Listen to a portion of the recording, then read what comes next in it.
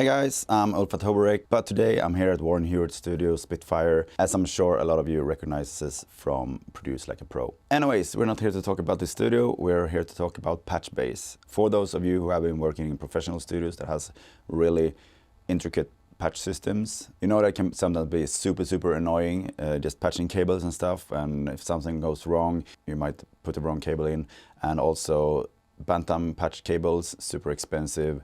Good quality Patchbase, also expensive. But when I was at NAMM in Anaheim, I found this company called Flock, and they are doing an app-controlled patch. You don't have to use any cables.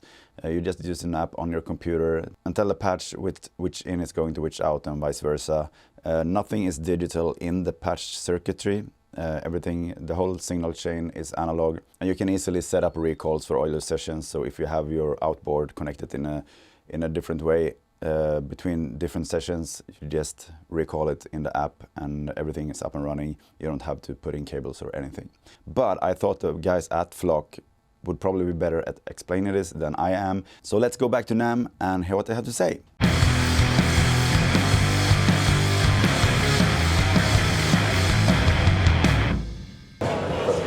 Yeah, so I'm here with Flock Audio. I've been watching their stuff since I were at NAMM in Nashville like 3 years ago. So I've been really curious, but also I don't think I really understood what it is, but now since I have you here, I will let you explain. Yeah, absolutely. So what we do is we make digitally controlled analog patch bays. So what that means is that all of the control on the front that you would usually do with, TT cables and all that, we took that out and we put it onto a computer. But the analog part of it is that all of the connections that you make that you would normally make in a regular patch bay, the signal goes in, gets routed, and goes out without ever being converted to digital. So there's no analog to digital conversion anywhere in the unit. Yeah. But it does pass phantom power too? Yes, it does. So you can use it as a mic patch as well? You could. Yeah. Our patch bays, they sometimes will not like mic level signals depending on the level of the signal because they are designed for line level. All right. But the phantom power is usually meant for powering dB boosters to get to the mics. So yeah, you would recommend using it for more outboard gears and stuff like that? Okay. Yeah, it's geared quite a bit towards mixing and mastering engineers, but we do have a lot of engineers also using them for tracking. So this is those over there. Can we Yeah, absolutely. So what are the different models? So we have the Patch LT, the Patch, and the Patch XT. Yeah. The LT is a 16 input, 16 output patch bay. The Patch is our flagship. It's 32 by 32. It's what we started with making. Yeah. Then the XT is our brand new one that just started shipping last month. It's 96 inputs, 96 outputs. So like for a big studio, this is probably what you need. Yeah. What's the price points on those? This in US dollars, this is $1,775. Yeah. This is $2,775, and this is $11,750. I mean, I've been thinking, for me it sounds like a lot of money, but on the other hand, if you calculate how much time you would save. Yeah. And also TT cables are not cheap. Yeah, you don't have to buy the cables. So if you are in a situation where you're recording full bands in a studio, which of those models would you recommend? It depends on the band. Like if you have 8 microphones, then you would be able to get away with this one pretty easily.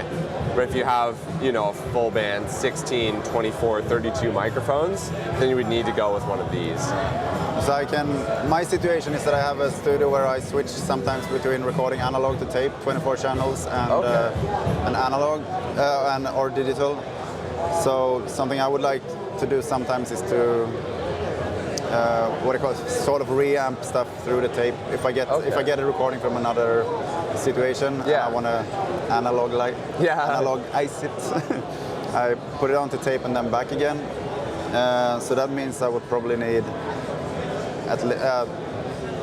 was this 32? This is 32, yes, 32 inputs, 32 outputs. So that's probably the least amount I would need then. Yeah.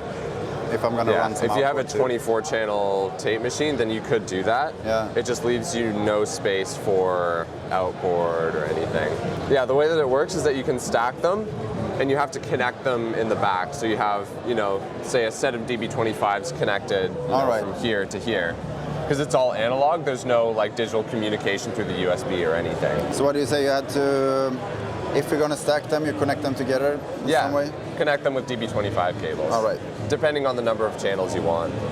What's the way you would do that then? I think I agree. What's the way you would do that? So if you have 2 of those 32s?